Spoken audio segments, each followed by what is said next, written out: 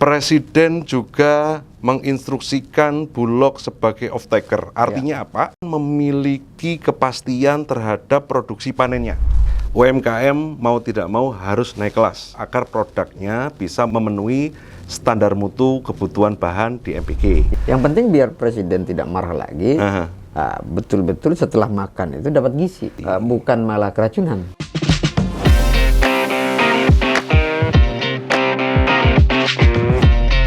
Kembali di Times Indonesia di program Ngopeni Rakyat, kita akan hadirkan sosok politisi muda yang sangat luar biasa. Kali ini kita akan banyak berbicara persoalan ketahanan pangan. Ketahanan pangan, kondisi ketahanan pangan seperti apa di Indonesia, soal kemandirian, karena ketahanan pangan ini menjadi salah satu program prioritas yang selalu diwanti-wanti oleh Pak Presiden Prabowo. Kali ini, Times Lover, kita menghadirkan sosok anggota Dewan dari DPRD Provinsi Jawa Timur, di Wakil Ketua Komisi B, Bapak Husni Mubarak. Siap, Gus. Selamat datang. Selamat datang, terima kasih Gus. Selamat petang para Times Lover. Iya. Nah, Mas Husni, Presiden Prabowo terus menggenjot ini soal ketahanan pangan. Ya. Nah, kira-kira pandangan Anda, kondisi Indonesia khususnya di Jawa Timur ya, soal ketahanan pangan, soal kesiapannya seperti apa? Iya, ketahanan pangan, bagaimana kemudian Presiden Prabowo menjadikan program prioritas utama di pemerintahan beliau ini, karena memang diharapkan dengan ketahanan pangan itu kita menjadi bangsa yang mandiri, merdeka, dan berdaulat. Ya. Artinya karena pangan ini adalah kebutuhan dasar dari setiap makhluk hidup, khususnya kita ngomong kita sebagai bangsa Indonesia, maka mewujudkan ketahanan pangan ini menjadi bagian dari mewujudkan ketahanan nasional. Ya. Sehingga itu tadi kita tidak terpengaruh oleh negara-negara lain, kita muncul kemandirian, sehingga policy-policy dalam menata dan mengelola negara di kehidupan berbangsa ini bisa benar-benar kita berdaulat. Sejalan dengan itu, kalau kita ngomong Jawa Timur, Jawa Timur ini kan lumbung pangan nasional nomor 1. Artinya betul. Buffer stok pangan itu paling gede sangat di Jawa Timur, sangat tinggi. Sehingga memang kalau ngomong ketahanan pangan, ngomong Indonesia, ya paling utama kita ngomong tentang Jawa Timur. Ya. Presiden untuk mewujudkan ini memberikan dukungan nyata kepada para penyelenggara ketahanan pangan, petani dalam hal ini, dengan melakukan banyak terobosan-terobosan, misalnya melalui Kementerian Pertanian. Ya. Kita melihat bagaimana yang pertama tentang pupuk. Pupuk diperintahkan oleh Presiden Prabowo, Kementan, kemudian penyaluran pupuk dari Pupuk Indonesia Holding Company ini bisa langsung ke petani, sehingga tidak banyak tangan lagi. Tidak lagi ruwet lagi ya. Tidak ruwet lagi, tidak banyak pos-pos yang kemudian ini menghambat, yang selama ini selalu menjadi keluhan petani. Kemudian untuk meningkatkan produktivitas pertanian, produktivitas pangan ini, pemerintah juga mendukung penyiapan sarana dan prasarana, baik persiapan tanam, di proses pengolahan lahan, di produksinya, sampai di pasca panennya. Bagaimana masif Kementerian Pertanian melaksanakan perintah Presiden untuk mendukung perbaikan saluran-saluran irigasi, kemudian mendukung modernisasi pengolahan dengan dukungan Alsintan. Apakah selesai di situ? Tidak. Ternyata di pasca panen, Presiden juga menginstruksikan Bulog sebagai off-taker. Artinya apa? Artinya petani kemudian memiliki kepastian terhadap produksi panennya. Apakah cuma segitu lagi? Tidak. Ternyata Presiden juga menginstruksikan ada harga yang terstandarisasi. Harga gabah kering panen tidak boleh di bawah 6.500. Hal-hal inilah yang kemudian memacu produktivitas pertanian untuk menuju ke swasembada pangan. Ya tentunya dengan kita swasembada pangan maka terwujud ketahanan pangan. Nah di Jawa Timur menjadi daerah prioritas dengan berbagai program yang selama ini sudah teraplikasi dengan baik di lapangan, dan saya sebagai anggota DPRD Provinsi Jawa Timur yang kemudian dipercaya partai untuk memimpin Komisi B, dari hasil kunjungan kerja kami dalam rangka melaksanakan fungsi pengawasan, kita melihat banyak kemudian komentar atau testimoni positif dari para petani. Ya itu tadi tentang kemudahan pupuk. Hari ini pupuk sudah tidak langka lagi. Kepastian hasil panen, ada standarisasi harga dan disiapkan Bulog sebagai off-taker. Kemudian dukungan sarana dan prasarana yang masif, baik itu Alsintan maupun proses irigasi perbaikan irigasi, dukungan pompa, irpom dan sebagainya. Ini yang kemudian menjadi optimisme kita. Indonesia, khususnya kita di Jawa Timur, karena selama ini kita menjadi lumbung pangan nasional, kita bisa segera mewujudkan kedaulatan pangan itu. Oke. Berbicara soal ketahanan pangan. Ya. Ketahanan pangan jelas tidak hanya pada sektor pertanian. Ya. Tapi banyak hal, kebutuhan-kebutuhan. Nah, kalau di Jawa Timur pertanian sangat luar biasa. Nah, kira-kira dari unsur-unsur ketahanan pangan apa yang lebih potensi besar di Jawa Timur? Ya, Jawa Timur selain kita ngomong pertanian, kita punya peternakan. Kita punya peternakan, kita punya daging, kita punya susu, dan ini Jawa Timur juga salah satu yang terbesar di Indonesia. Ya, apakah di situ saja? Ada lagi kita punya perikanan. Kalau ngomong perikanan, kita bagian dari 3 besar penghasil komoditas laut dan budidaya air tawar nasional, sehingga ini menjadi harapan bagi kita untuk mewujudkan swasembada pangan. Jadi selain pertanian kita punya peternakan, kita punya perikanan. Dan ini semua ada di Jawa Timur. Tinggal kita kelola dengan baik, kita awasi dengan baik. Saya yakin Jawa Timur yang akan menjadi kunci terwujudnya swasembada pangan nasional. Yang Anda tahu sejauh mana pemerintah Provinsi Jawa Timur dalam hal ini memberikan fasilitas atau menjembatani lah.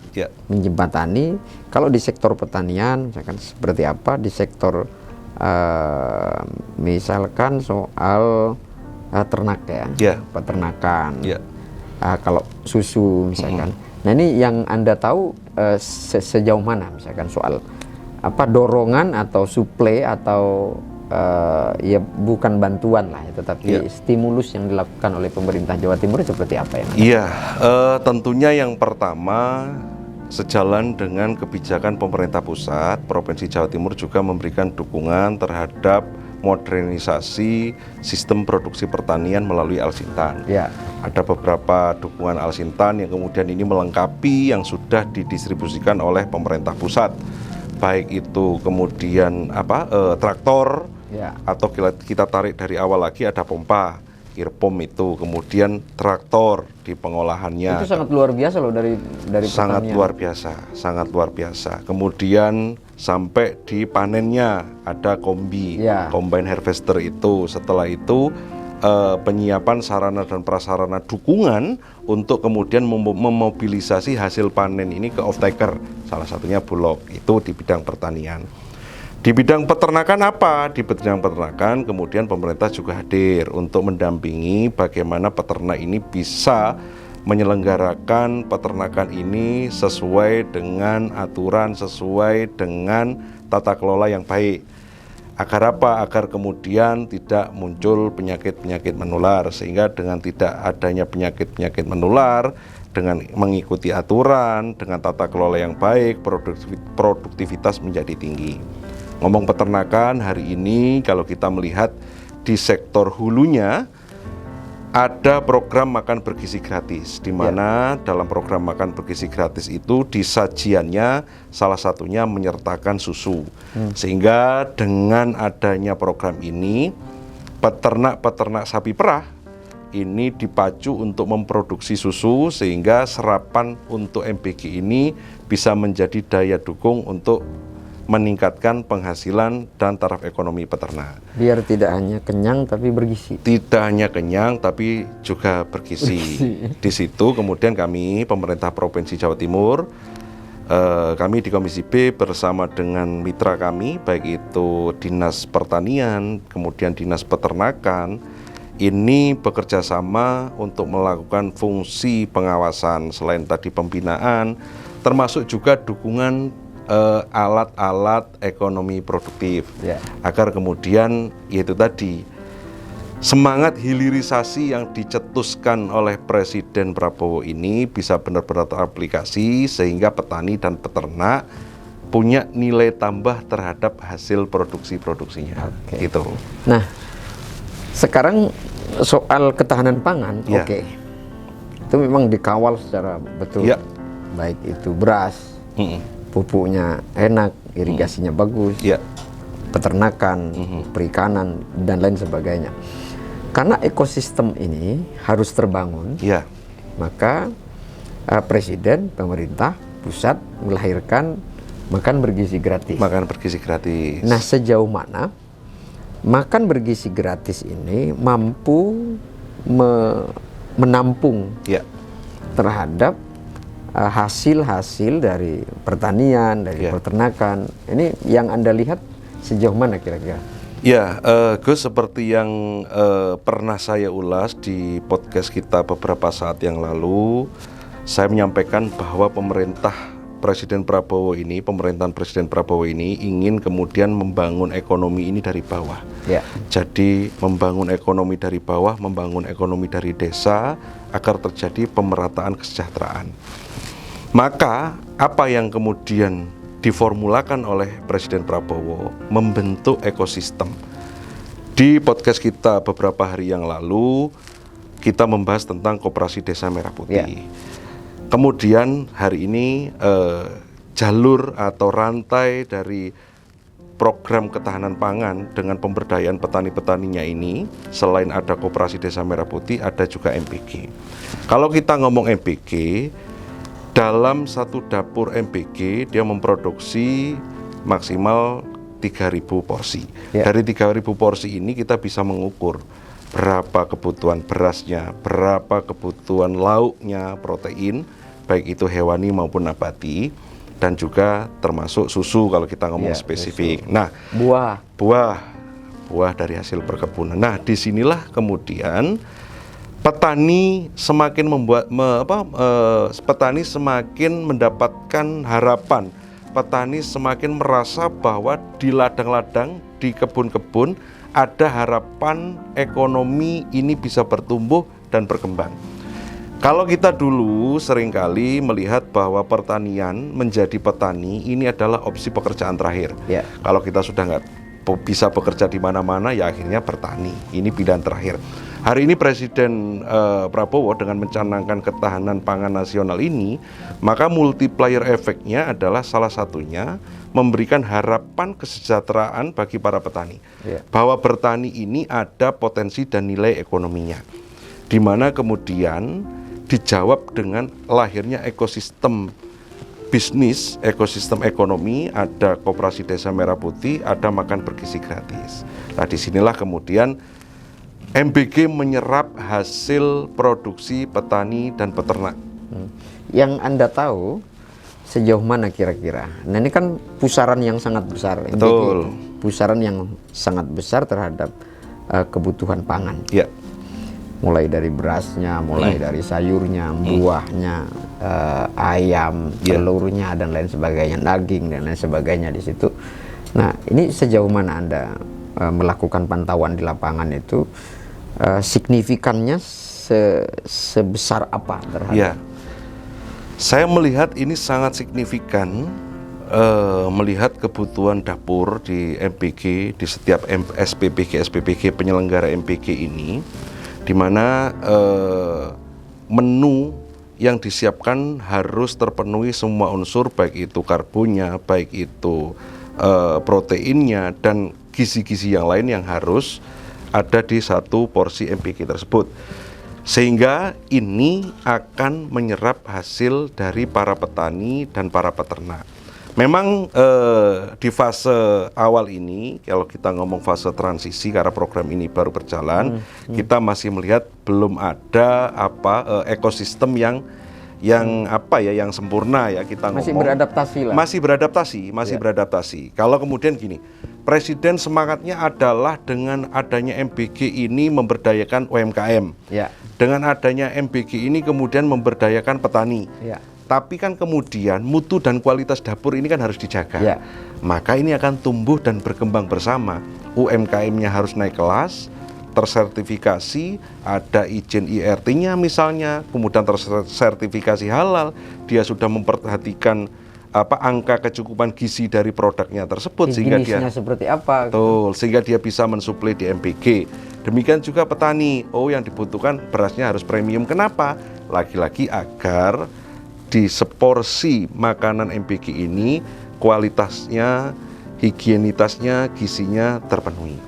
Maka ini akan tumbuh dan berkembang bersama sampai suatu saat nanti yang diharapkan Presiden, kalau saya menangkap dari program-program yang holistik ini, petani, peternak, UMKM berproduksi, kemudian koperasi sebagai bagian dari hub yang menghubungkan antara mereka dengan penerima manfaat atau pembeli.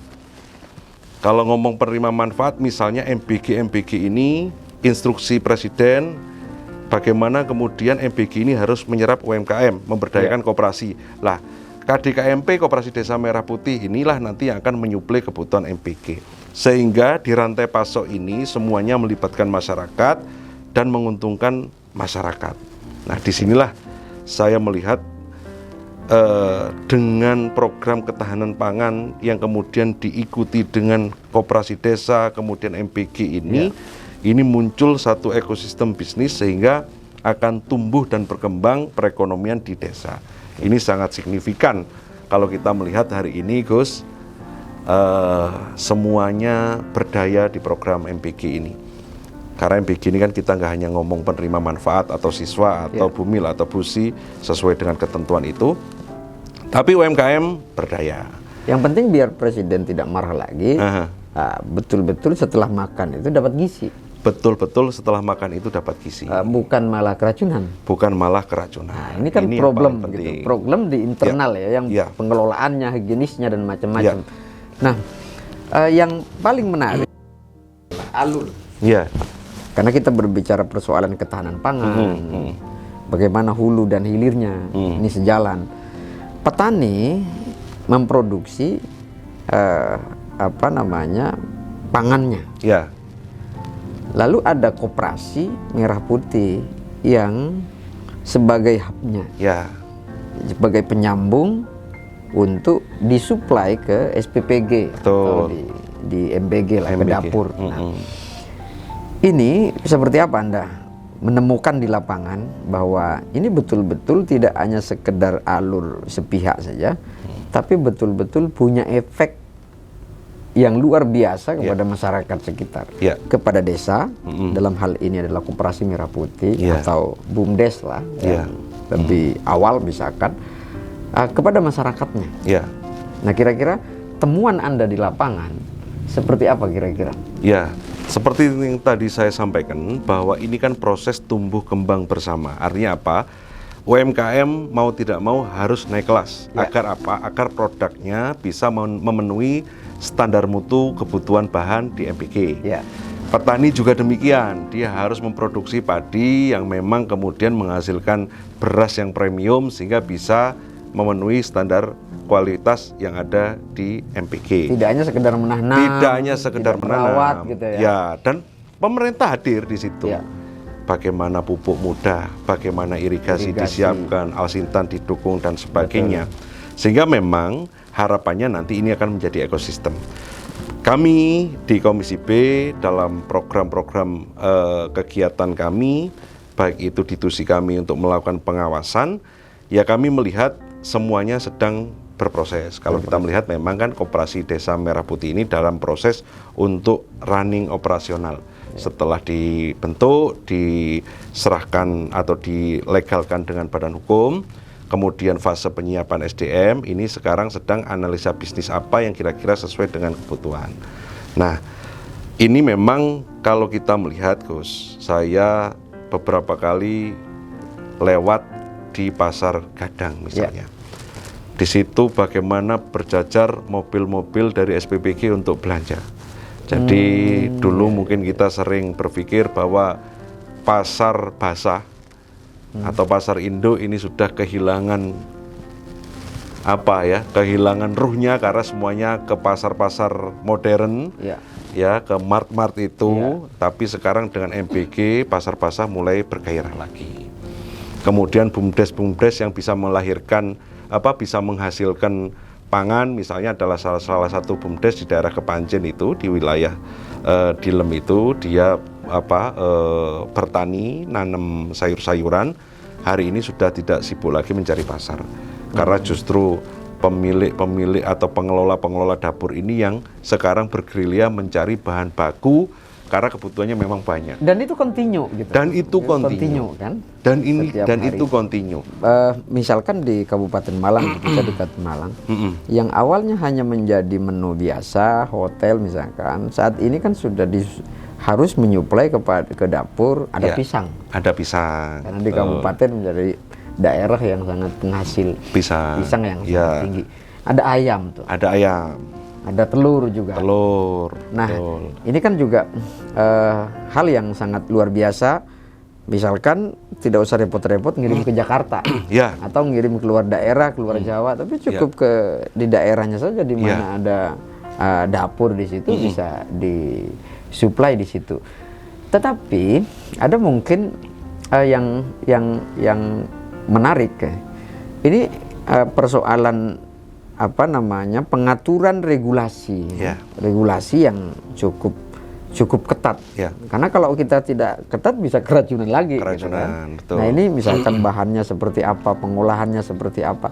Nah, Anda seperti apa yang Anda lakukan supaya yang selama ini yang Anda lakukan untuk tetap menyetabilkan soal ketersediaan pangan ini? Disuplai sampai ke antara hulu dan hilirnya tetap stabil, ekonomi tetap sustainable. Nah, saran yang selalu Anda sampaikan kepada SPPG misalnya seperti apa? Yang pertama mungkin ini juga sejalan dengan apa yang telah diinstruksikan oleh BGN, bahwa yang pertama SPPG diharapkan memang menggali potensi-potensi ketersediaan bahan baku yang melimpah di daerah tersebut. Di daerah sekitar lah ya? Di daerah sekitar, artinya tidak memaksakan menu misalnya yang di situ bahan bakunya langka. Sehingga nanti akhirnya tarik-tarian, harga nggak terkontrol, jadi di kebutuhan-kebutuhan yang non makan bergizi gratis, jadi beban. Kemudian kami sampaikan juga ke beberapa SPPG yang kita melaksanakan kunjungan kerja maupun sidak, mereka kita tuntut untuk melakukan diversifikasi menu, lagi-lagi dengan mengacu ketersediaan bahan yang ada dan kebutuhan gizi yang telah ditetapkan dalam porsi-porsi MBG tersebut, sehingga kemudian tidak terjadi kelangkaan barang. Di sisi lain, untuk kemudian memastikan bahwa terjadi keseimbangan antara supply dan demand, kalau kita bersama-sama cermat mengikuti, pemerintah hadir melalui kebijakan Presiden di mana ada dukungan untuk peningkatan kapasitas peternakan ayam. Kalau kita lihat berita, Presiden melalui Kementan menyampaikan bahwa sudah disiapkan 20 triliun untuk pengembangan peternakan ayam. Ini adalah dalam rangka menjawab kelangkaan kebutuhan ayam, sehingga dengan penambahan produksi ini diharapkan tidak terjadi kelangkaan yang efeknya adalah harga tidak terkontrol. Demikian juga tentang kebutuhan susu. Hari ini hampir semua dapur kesusahan untuk mendapatkan pasokan susu. Ada beberapa diversifikasi menu, misalnya dari susu sapi dialihkan ke susu kedelai. Ya. Nah, ada yang dari UHT ini kita alihkan ke, bukan kita alihkan, ada opsinya adalah pasteurisasi. Meskipun sebenarnya yang pasteurisasi ini lebih sehat. Sebagai bentuk ketahanan pangan, pemerintah juga kemudian menyiapkan intervensi kebijakan seperti itu tadi. Agar kemudian nantinya telur sudah tidak langka lagi, ayam, kebutuhan susu terpenuhi. Sambil jalan, karena ini dalam proses menjalankan program, juga dituntut diversifikasi tadi. Negara kita ini kaya, Gus. Iya, betul. Kita punya beragam potensi-potensi pangan yang kalau kita kemudian mau kreatif dan jeli, kita bisa membuat olahan-olahan atau menyiapkan bahan-bahan dengan itu tadi, dengan semangat diversifikasi itu, asal kebutuhan gizinya terpenuhi, kan itu. Ujungnya ini kan kebutuhan gizi. Jadi setiap penerima manfaat sesuai dengan kualifikasinya, baik ada menu besar, menu kecil, kemudian bumil, busui, balita dan sebagainya. Ini kan secara indeks kesehatan kan kebutuhan gizinya sudah terukur. Ya. Nah, disitulah kemudian dapur ini diwajibkan untuk menyesuaikan dengan standar itu. Dengan apa? Dengan memaksimalkan potensi bahan baku yang banyak di daerah tersebut agar tidak mengerek itu tadi, harga jadi tidak terkontrol dan sebagainya. Ya. Kita tidak bisa kemudian kenapa sih kok ribet banget mau nyuplai harus ada standarnya ini dan sebagainya. Itu kan kita tidak bisa menjawab di ujungnya bahwa MBG ini benar-benar harus berkualitas, benar-benar harus terpenuhi gizinya. Maka di hulunya ini kan materinya kan juga material bahannya ini kan juga harus terstandarisasi.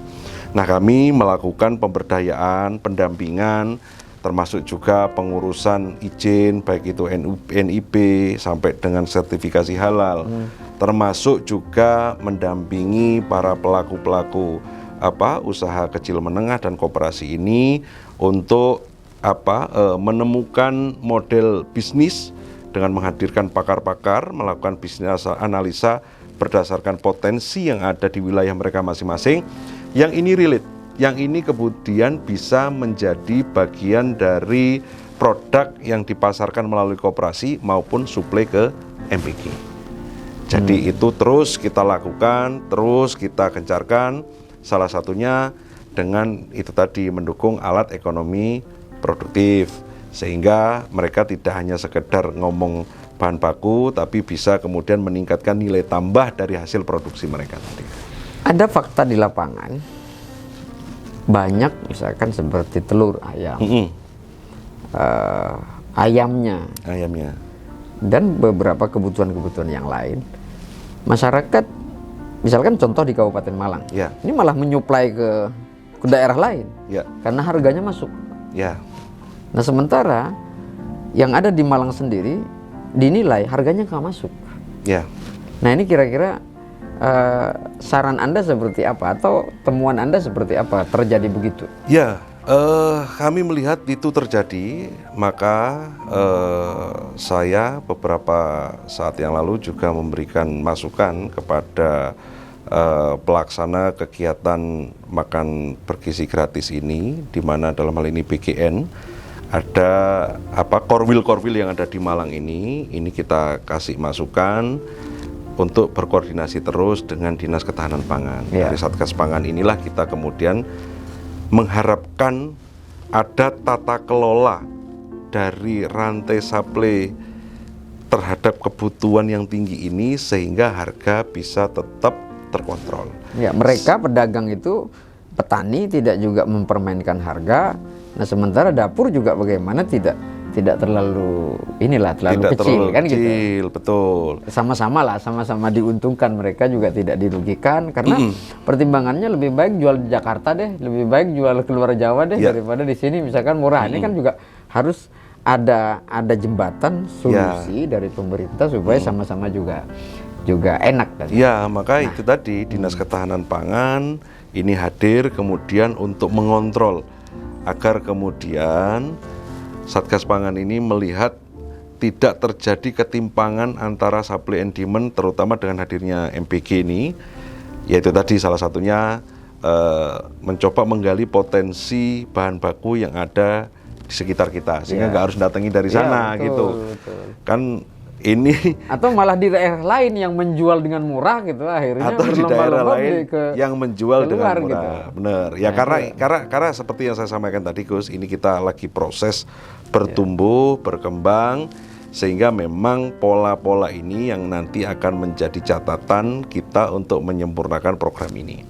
Bahwa kalau kita ngomong MBG ini sudah 100% sempurna, ya belum, kita masih dalam proses menuju. Ibarat pemain sepak bola timnas datang dari Jerman masih harus beradaptasi. Harus beradaptasi supaya bisa juara gitu. Bisa juara. Tapi bahwa kecepatan program ini berjalan, itu kita harus angkat tangan. Presiden Prabowo luar biasa.